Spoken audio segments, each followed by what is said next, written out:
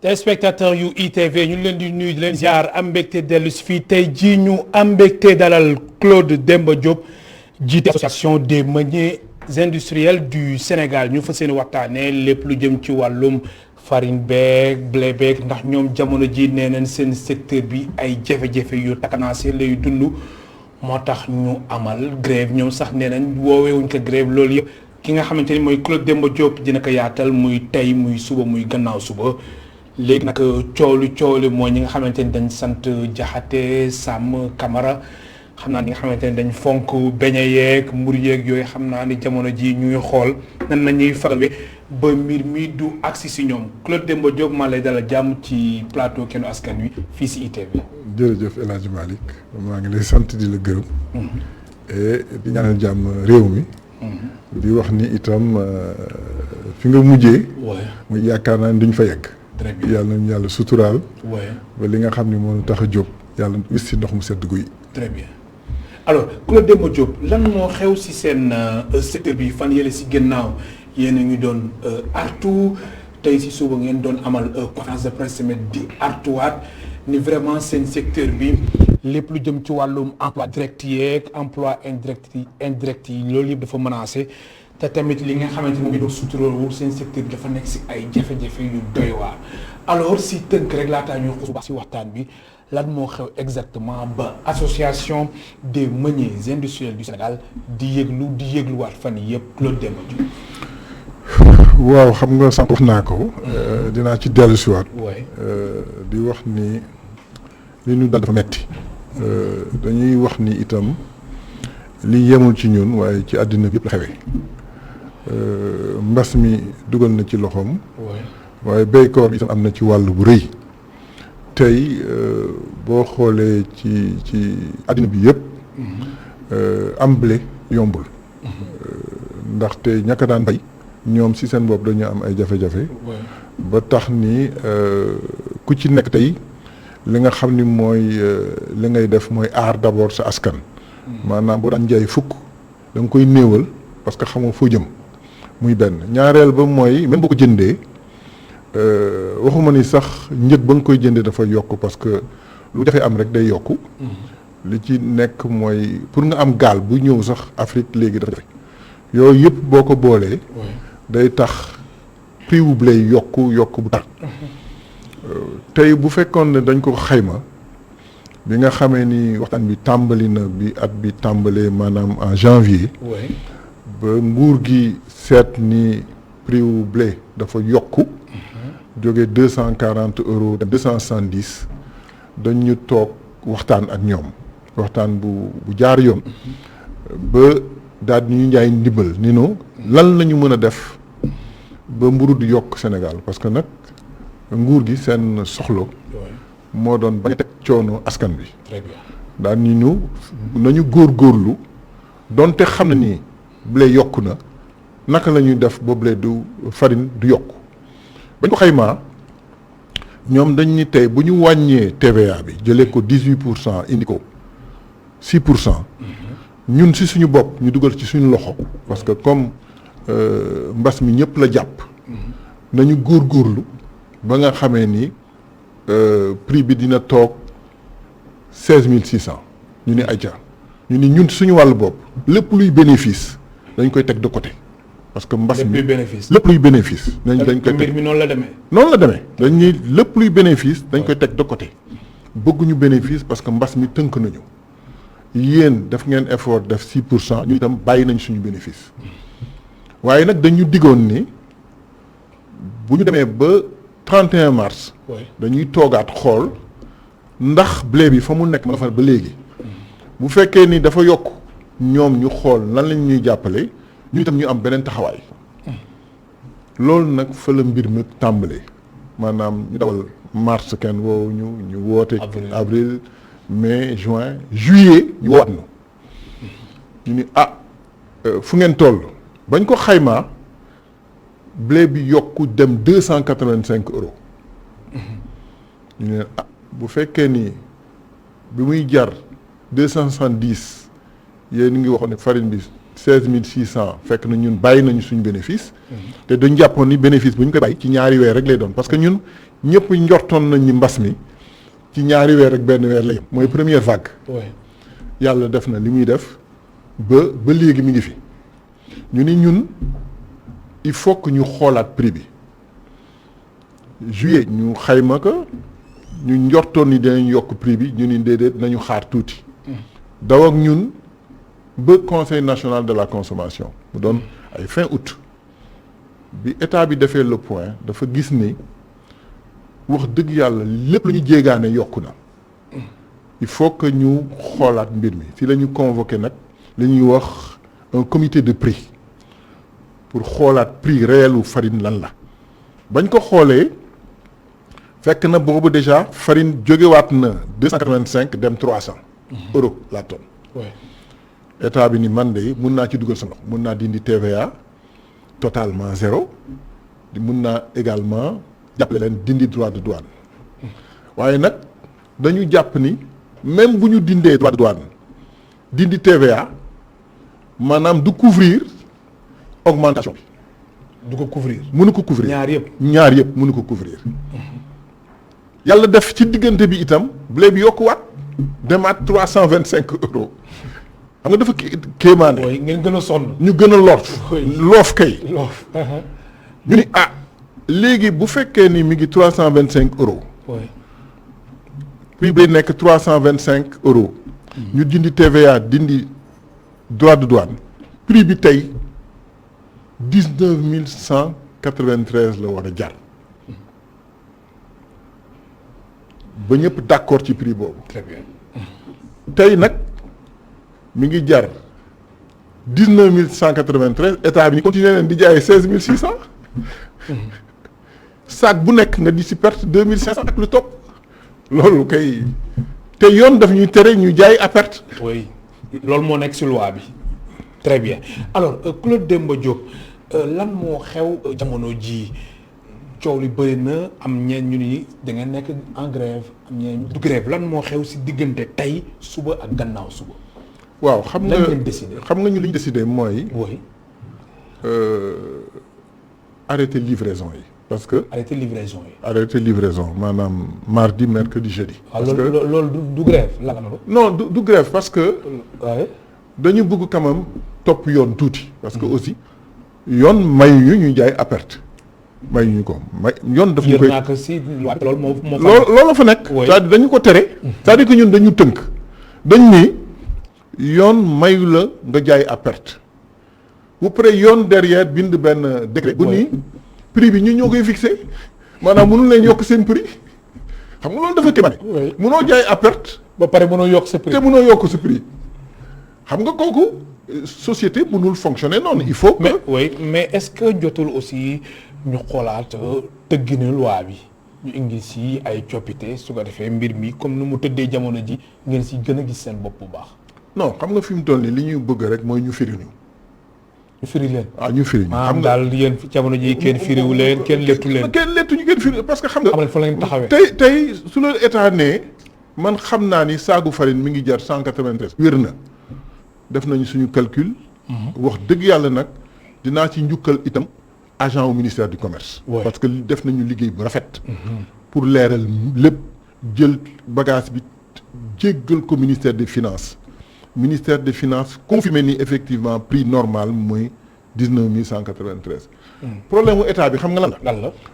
du prix wu farine. xam nga lan mooy seen problème mooy na mburu bañ a yokk léegi fu ñuy jaar ba prix bi ñu yokk ko te mburu du yokk. jamono ji loolu mooy seen problème coow bi lépp loolu la c'est-à-dire problème bi du ci meññee yi xam nga meññee yi lan ñoom wér nañ ni que meññee yi li ñuy wax.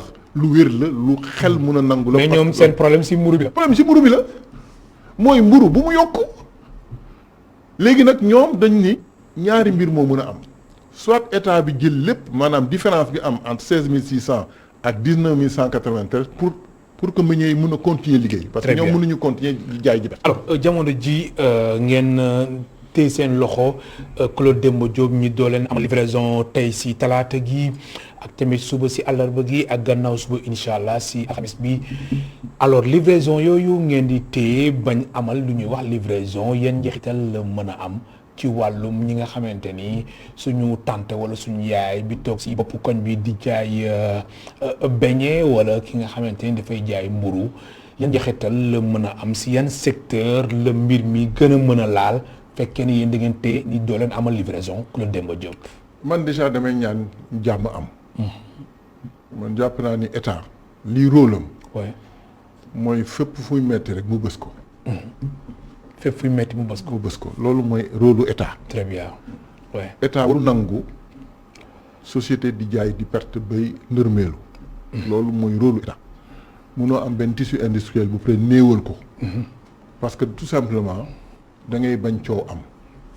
waaye munoo itam toog gis sa askan di xiif du lekk du naan te fekk am nga ci pexe. donc mbir mi nekkul ci ñun. mbir mi ngi ci état c'est-à-dire état moo war a xam naka lay gérer situation bi ba ñun ñu mën a continuer suñu liggéey ca ñu mu waree askan bi continuer di am farinam. très bien dama ko bëggee. alors man lu ma bëgg a xam mu ñëwaat si laaj bi Claude Demba Diop mooy livraison yi ngeen dul amal si ñetti fan yi yan conséquences la mën a am. bon li ñu mën a am mooy bu fekkee boulangerie amatuñu farine. oui maanaam du mun lakk farine duñu mun a lakk mburu parce que nag ku wax mburu wax farine. oui soo amul farine doo am mburu. ak beñ ak ñoom seen. ñoom seen mais fekkee ni aussi farine wala mburu dafa manqué ndax livraison bi nga xamante ni moom ngeen amalul li nga xamante ni mooy beñ tamit kazaalika. mais dina metti si askan bi. waaw moom kay. dina métti de. mooy ñàkk pexe la xam nga mettitat bi isam il faut que ngeen ñu xuus tam ba fu muy gën a yàqee. parce que tey gën a yàqee. ah oui parce que yéen a ngi si biir. ah oui ñu gën a nekk di yàqal bu ah baax oui quoi li mu ñuy ci kanam yàqal tuuti sax daan ñëw si seen secteur bi chiffre d'affaires yu am solo yi nga xamante ni moom moo am seen secteur bi loolu daan si ñëw si kanam tuuti ma bàyyi la nga àggali. waaw si explication waaw moo tax ma ni. ci ñun lay gën a méttee. parce que tamam li may ragal mooy bu ñu continuer di jaay di perte da benn ci yoon dafa war dal suñu kaw. parce que daf koy tere. mais ñaareel ba mooy ñun suñu bopp dootuñu mën liggéey. nooy liggéey bu fekkee ni yow lépp li nga jaay da nga koy jaay à perte. te sooy jënd blé da nga koy jënd comptant parce que ñoom duñ la lebal. amul lebal. ah non amul lebal. xam nga da ngay teg xaalis si table bi. ah oui da ngay teg xaalis bu fekkee am nga benn bateau ñaari bateau ñetti bateau amoo loo ko fay da ngay tëj boutique. mais justement mbirum bateau yooyu sax dañ fay taxaw lu jëm ci wàllum fret maritime yi tamit nu mu yokkoo dafa gaañ seen secteur bi. non yaa ngi confirmer loolu. fret moom ñëpp la gaañ.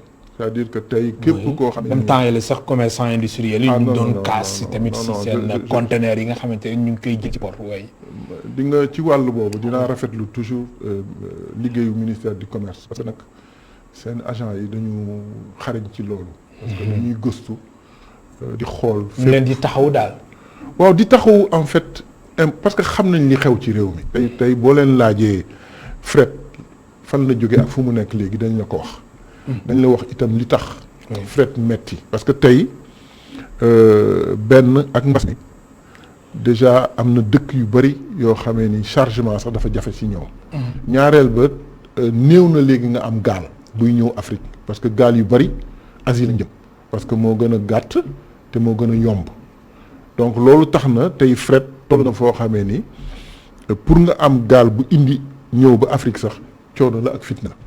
waaw te kooku yemul ci blé kese mais ci denrée yëpp lay nekk. très bien ba fàttali suñu mbokk téléspectateurs yi ñu ngi dalal Claude Demba Diop jiite association des meuniers industriels du Sénégal mu nekk tey suñu gan si émission Kennu Askan Wi. alors Claude Demba Diop ñu ñëw ci wàllum emploi li nga xamante ni seen secteur bi moom la am gis nañ seen secteur bi bëri na ay ndaw yu suy daan seen doole si moment bi nga xamante ni ñu ngi wax emploi des jeunes ci wàllum emploi direct seen secteur bi lu mat 1500 emploi am na ko suñ jëlee wàllum emploi indirect lu mat 15000 alors yooyu la emploi muy jëm ci wàllum emploi direct ak emploi indirect bi nga xamante ni seen secteur bi làmboo na ko yooyu la emploi yooyu yëpp dañ nekk dañu menacé wala.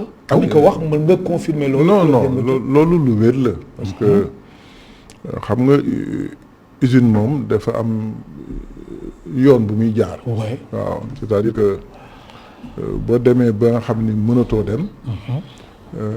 li ngay jëkk def mooy wàññi sa employé boo maanaam bu fekkoon ni balaa ngay tëj da ngay wàññi bu fekkee ni da nga doon fonctionner en 3/4. maanaam da ngay wàññi dem 2/4. maanaam boo wàññee 2/4 maanaam mooy bu fekkoon ni bés bi da nga koy pàcc ñetti pàcc. da ngay am ñoo xam da nga leen di toogloo ñuy xaar. ñooñu ñu toog di xaar ba kenn xamul kañ. la. très bien bu fekkee da nga ba mbir mi gën a diisati. nga wàññiwaat beneen quart. boo ci gisatul sa bopp da ngay tëj. te yàlla ñu mën na àgg ba foofu. bu fekkee ni situation bi loolu la continuer loolu nga bëgg wax ku la Demba Diop. tey xayma ko xam nga tey bu fekkee ni sàkku bu nekk yaa ngi ci perte lu tolloog 2590 francs par sac.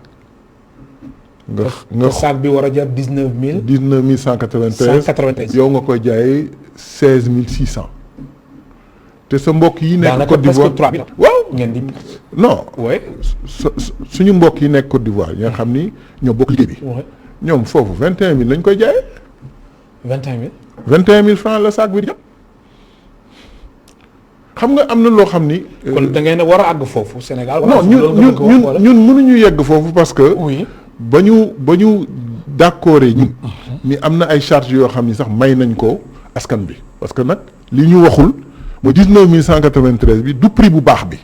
ah bon wallahi du prix bu baax. déedéet parce que am na beneen yoo xam ni kenn dugal ko ci biir. mais du prix bu baax si yéen. non xam nga bu ñuy def structure des prix. ci yoon lépp nga ci war a boole maanaam li yokk yëpp da nga ko ci war a dugal. ñun lépp loo xamee ni bokkul ci farine ci blé dugaluñu ko ci. te xam na ni nit ñi xam nañ ni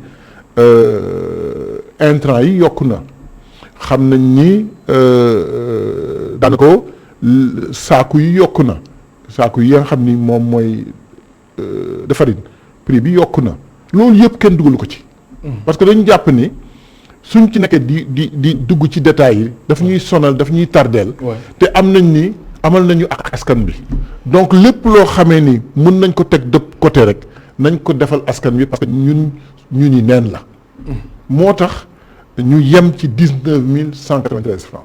ok alors Claude Demba Diop damay ñëw ci wàllum chiffres yi nga xamante ni seen secteur bi ndax dafa am solo aussi ñu xamal askan bi que ni secteur bi nga xamante ni moo jëm ci wàllum meunier industriel du Sénégal nekk na secteur bi nga xamante ni ay koppar gu bëri ñu ngi si. alors damay ñëw si wàllum chiffre d'affaires global.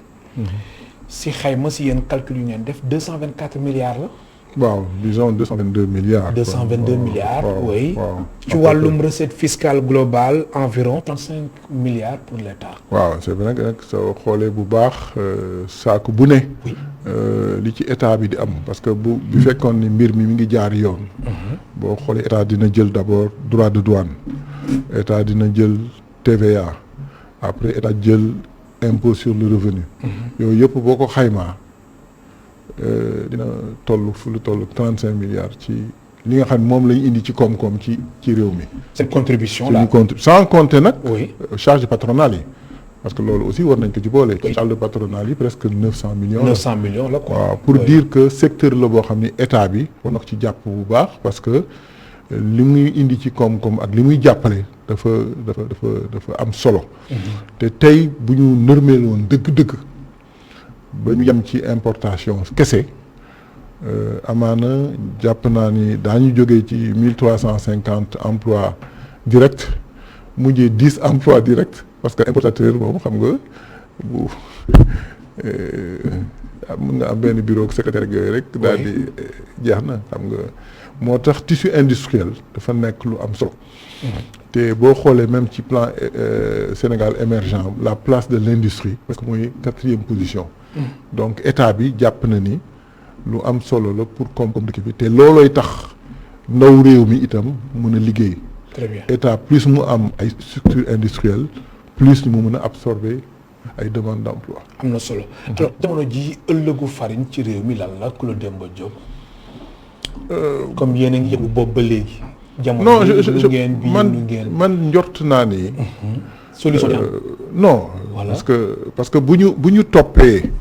liggéey bi nga xam ne moom la agent wu ministère du commerce ak ministère des finances def ba léegi loolu wone na dëgg bi.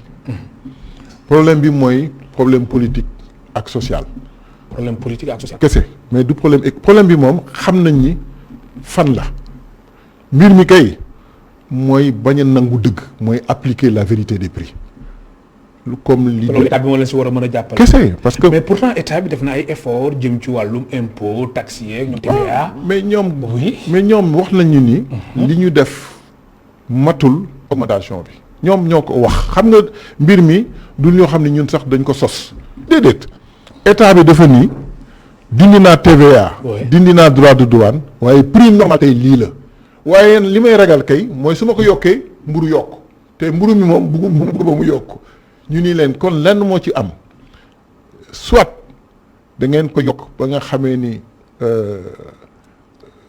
mburu du yokk li ci des taxes yi jël ko en charge maanaam mu am un crédit d'impôt maanaam li nga société yi war a fay ëllëg. oui état bi jël ko en charge. alors ñetti fan yi nga xamante ni du lay amal livraison ci wàllum xayma ñaata ngeen di perte. soo leen ko xayma xam nga boo ko xaymaa. oui daanaka boo jëlee 1300 tonnes parce que en général. boo calculer 1300 tonnes par jour de farine nga multiplier ko par 20 multiplier ko par. 19 193 li mu lay jox ci xaalis bari na mais nga di jaay par perte. di perte je pense que amul njëriñ parce que bu boobaa yow yaay gën a sonn.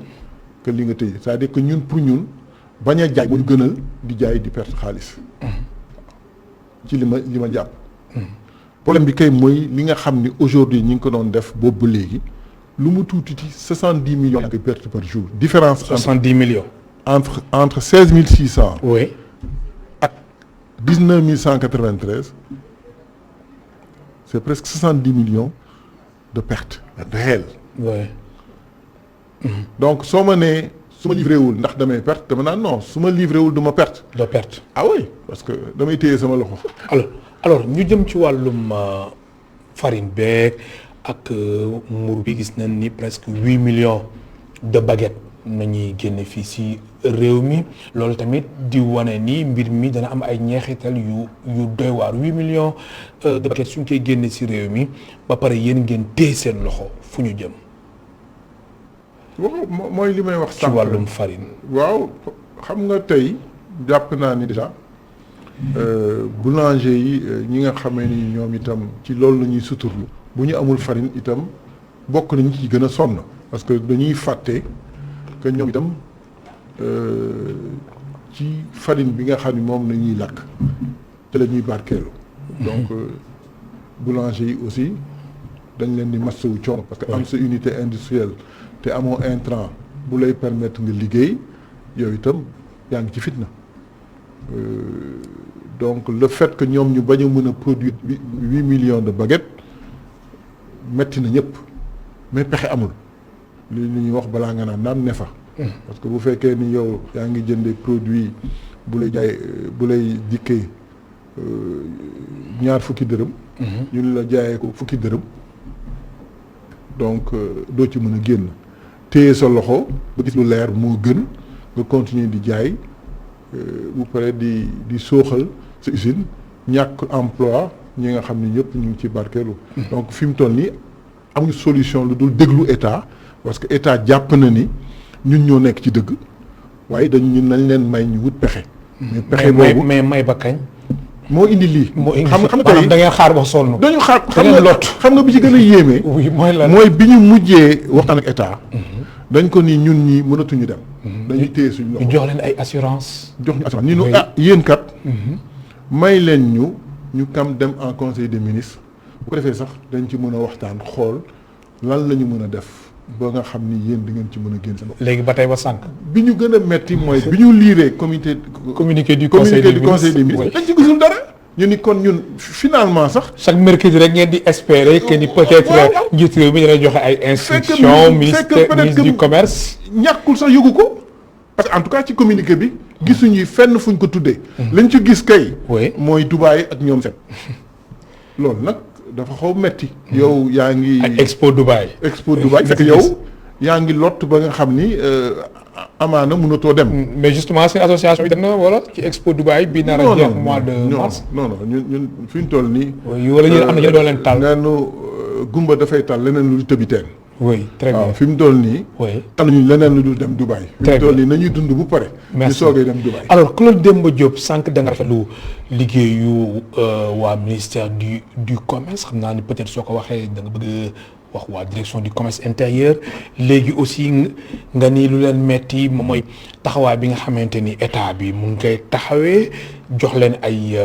assurance yu am solo bi nga xamante ni ñoom dañ leen waxoon sax dañ ko waxtaanee ci table bu conseil des ministres boobu léegi yéen ñuy xaar chaque àllarba ngeen di xaar peut-être ay mesures am si mais boobu léegi France daal di xëj dem.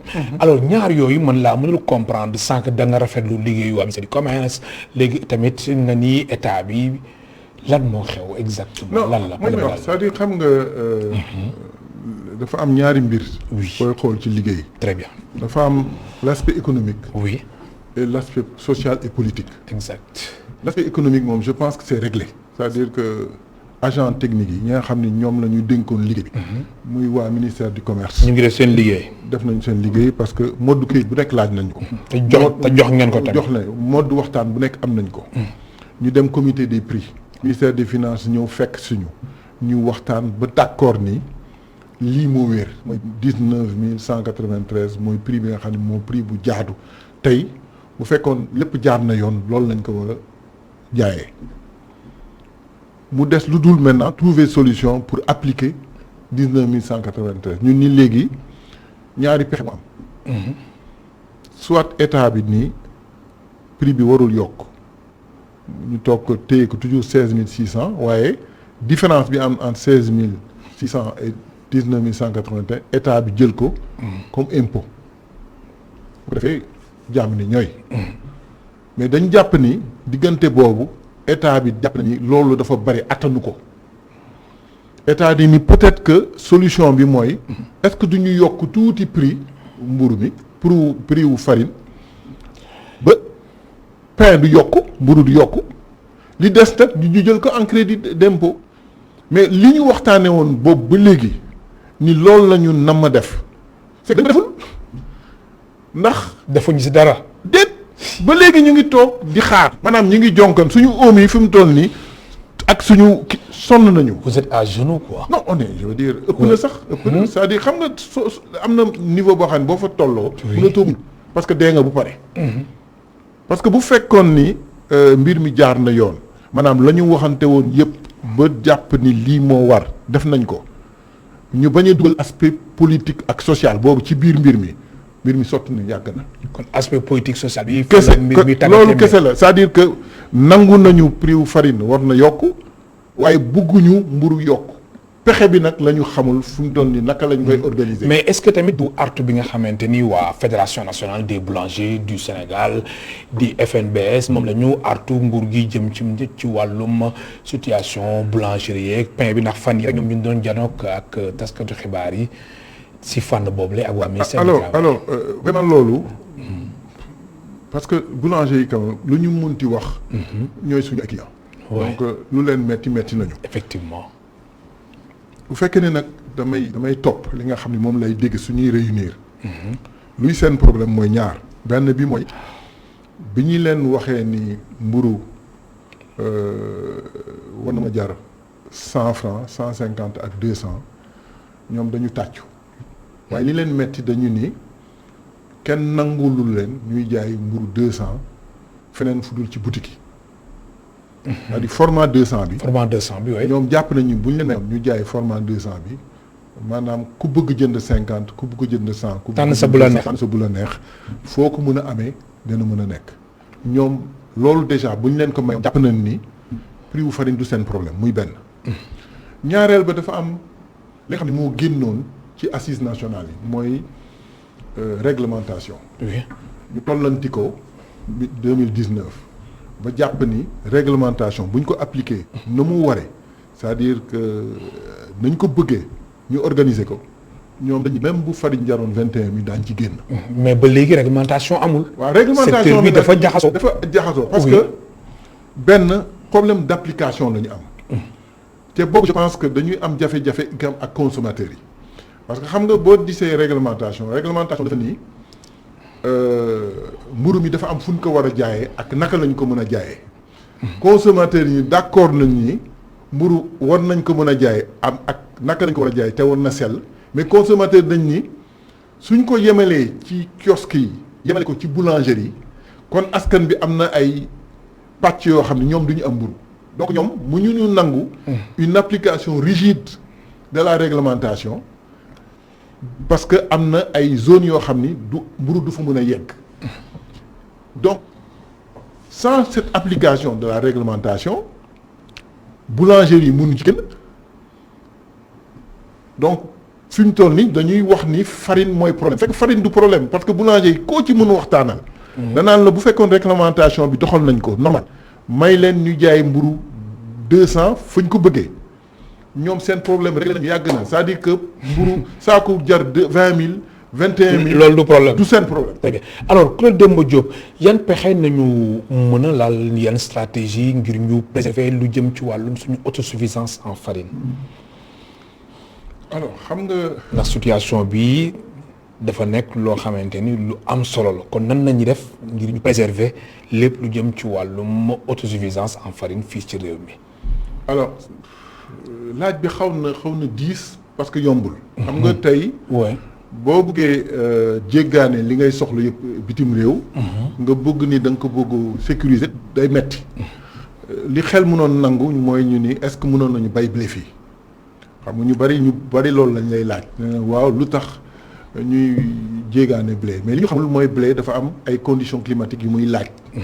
donte nag ISRA mi ngi ci liggéey ISRA tey mi ngi ci liggéey zone Fanaye. très bien Institut sénégalais de recherche agricole. voilà waaw ñu ngi ko liggéey. je pense que am na benn ONG italienne bu ñuy liggéeyal. boo xam ni sax génne nañu benn variété blé boo xam ni ñu ngi koy bay foofu boo xam ni c'est à 4 tonnes à l'hectare dañuy génne mais pour le moment blé boobu je pense que c'est plus destiné à la consommation maanaam ménager ñoo koy consommer.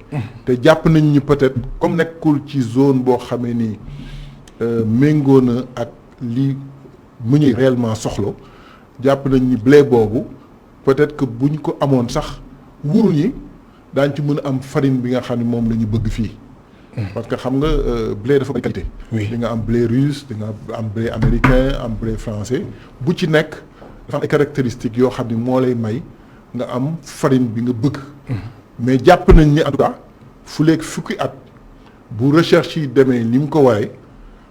mën na am tuuti ci blé boo xam ni dinañ ko mën a am di ko jëriñoo est-ce que nag dina doy pour usines yi yàlla rek a xam. mais jamono ji moom usines yi lu fa nekk ça va. lépp ñu ngi sant yàlla alhamdulilah. bon sant ñu yàlla enfin sant suñu borom bu baax ñu ngi sant bu baax suñu borom. parce que loolu mais. sonn nañu sonn boo tax ñu yuuxu. waaw boo nee sant ñu yàlla da ngay tiit sax. parce que jullit du wax loolu. effectivement mais dama bëgg wax ni. métti na ba foo bës ñu yuuxu parce que li ñuy jëndee ak li ñuy jaayee mënut a continuer. alors Claude Demba Diop prochaine étape bi lan la. ginnaaw ba ngeen yëgluwaat tamit ñetti fan yi tamit ngeen fas yéene toog banque seen loxo prochaine étape lan la fekkee ne yéen a ngi tànkam lu ba léegi nguur gi di leen tànkam lu déggoo leen la ngeen fas yéene def. non mooy li ñuy wax rek mënoo continuer di jaay di perte xaalis c'est-à-dire que. mais la ngeen fas yéene def. non dañuy téye suñu loxo rek. parce que bu fekkee ni seen loxo ba kañ. mais loolu sax baaxul si yëpp tamit. non mais moo yées sax. c'est-à-dire tëj usine. kooku moo yées si li ñu mën a xam. c'est-à-dire que dem ba nga xam ne mënatoo. liggéey ak investissement yi ngeen fa def yëpp. mais loolu moo yéeme. c'est-à-dire que tey industrie boo xam dem na ba amul pexe tëj parce que mënatul liggéey. parce que bu jëndee fukk jaaree ñeent xel mënu ko nangu. état bi moo ci war a jàpp xam ni am na jumtukaay yu koy may ñu mën a yokk farine bi jox ko prix bi mu nekk. te tere askan bi di dund parce que nag foofu la ñuy xaare état bi loolu mooy rôle kon état bi dafa war a adapté wu ci flambée bi nga xamante ni moo am ci prix bi. moo am plan mondial prix céréales yi état bi daf si war adapté wu mu xool ay mesures yi nga xamante ni moom lay jël ngir yéen seen secteur bi ngeen gën a mën a décoller wu loolu nga bëgg wax. c'est-à-dire que man dama yaakaar ni. Sénégal du exception dans le monde. waaw mënoo dem Côte d'Ivoire ñoom ñu xam fii la toll di jaay ay 21 000 nga dem Mali ñu jaay 18 750 am na sax ñu jaay 19 000 nga dem Burkina fekk fa prix bu toll noonu Sénégal ni ñoom ñu ngi jaayee 16 600 xam nga dafa am loo xam ni xel mënu ko nangu surtout nag bu fekkee ni ñi ci nekk di ci liggéey. daal 16 500 yi moom vraiment moom. mais mënut a nekk. mënul nekk. mënut a nekk. oui mënoo saako bu nekk nga ci perte 2500 di continuer di liggéey. gisuma benn liggéey boo xam ni dina mën a wéy bu fekkee yaa ngi liggéey di jaay perte amul fenn. kon boobu bële da nga di jaay di perte. depuis le mois d'avril kenn deful benn ajustement ba bi ñu duggee septembre si la ñu wàññi. loolu li ngay wax ni doy na war de. mu nga yéeme c'est-à-dire que xel mënu ko nangu moo tax bu nit ñi ne est-ce que mënu leen ci dugal seen loxo dañuy jàpp ni ñun depuis le mois d'avril ñu ngi subventionné baguette mburu au Sénégal les meuniers ñu ngi subventionné baguette bi parce que depuis le mois d'avril. waroon nañu yokk farine. kenn yokk ko ba léegi. waaw alors na ngeen di def ba fay seen employé salaire yi. mais moom fekkee ni yéen amoo leen bénéfice. non mi chômage technique après fermeture. loolu jamono ji am na ñoo xamante ni. dañ leen wax ñu toog seen kër carrément. seenoon ngeen li xewoon ci tourisme. oui lan moo indi loolu. dañu dem ba attitude charge yi. ñu tey ba léegi y a un gros problème de relance au niveau du tourisme. commencé na quand même am na ñu yéegaat nànk oui. mais xam nañ ni. na mu menoon menu ko am na société yoo xam ne ba léegi mënatuñ jógaat. parce que am na ay sociétés yu tëj. am na yu tëj am na ay sociétés yu tëj am na ñu wàññi seen liggéeykat. di nga bu demee ba charge yi ëpp amuloo pexe da nga tëj tey boo ubbi woon fii benn boutique mbagg yëpp ci sa ay bagages di jaay nga dawal ñaari fan ñetti fan nga gis la nga dugal ci xaalis mënoo ci génne genn wàll ga bu yàggee nga toog kër ga toog seet leneen loolu mën naa dal. Claude Demba Diop damay ñëw ci wàllum li nga xamante ni moom moo soxal distributeurs yi ndax gis nañ yéen seen partenaires yi bokk na si boulanger yi 1500 clients ngeen si am 200 distributeurs ak 5 industriels. alors ñoom jamono ji nan ngeen di liggéeyee ak ñoom yéen a ngi waxtaan ak ñoom wala lan moo xew. seen diggante yéen boulangerie yi distributeurs yi ak industriels yi. xam nga moom laay wax dama ni. diggante boulangerie ak meunier moom benn lañu. parce que mënoo ni boulangerie te waxoo farine. donc ñun aujourd'hui c'est nos partenaires privilégiés ñu ngi leen di masul d'ailleurs li leen dal. distributeurs yi li ñu leen di ñaan rek mooy xam nañ ni li nga xam ni moom la ñu jot di ko jaayaat boulanger yi dina néew parce que ñun mënatuñ leen di jox li ñu soxla. parce que ñu ngi jaay di perte. lañ ciy ragal rek mooy mu am spéculation maanaam comme on dit la loi de l'offre et de la demande loo gis rek bu fekkee ni xaw na néew te ñi ko soxla bari souvent nit ñi dañuy yokk prix bi. dañuy ñaan nit ñi bañ a prox ndoll ci loolu di yokk prix wu farine bi ba boulanger yi as néew la nga xam ne soxla nañ ko bañ fa am jafe-jafe ku jot ci. am na solo.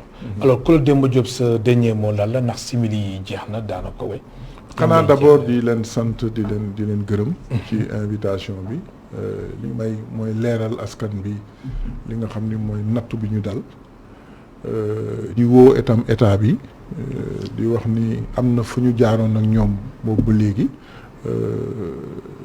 loo xam ni tax na secteur bi doon dox normalement am yéene nag li nga xam ni moom la ñu waxante ba tënk ko ba jàpp ni loolu mooy tax mbir mi continuer état bi mën ko appliquer parce que tey bu fekkoon appliquer nañ ko wax ji bi kenn du fa nekk parce que boobu ba léegi jooytu nañu wax nañu ba sonn ba fi mu toll nii dañu sës donc ñu ngi ñaan suñu borom rek mu def ci jàmm ba ku ne mun ci gis boppam askan bi itam mën a lekk mburoom ni mu ko bëggee ak ni mu ko nammee. am na solo ndax mburu moom am na solo trop moom xam naa ne moom ñi sant Sarr ak ñi sant Jaxate Camara ak Touré fonk nañ ko. non man kay depuis tey ci suba. njaayeen yi ñu ngi may. looy wax ni waaw man li ma jot ci coup de fil ci njaayeen. amuñu jàmm amuma jàmm vraiment moo tax maa ngi leen di masawul bu baax a baax. am na solo di la gërëm baax di la sant bu nekkoon Claude Demba Diop mu nekkoon tey suñu gan si émission Kennu Askan Wi moom moo jiite association des meuniers industriels du Sénégal mbokk téléspectateurs yi amuñu seen fay ñu leen di gërëm baax di leen sant. Dami moo nekkoon ci réalisation bi ak Ndiaga Seck ci son bi Torodo ci caméra yi ki si nekkoon moom moo di Angèle ak Moussa Dia amul seen fay ba suba incha allah ñeenti waxtu.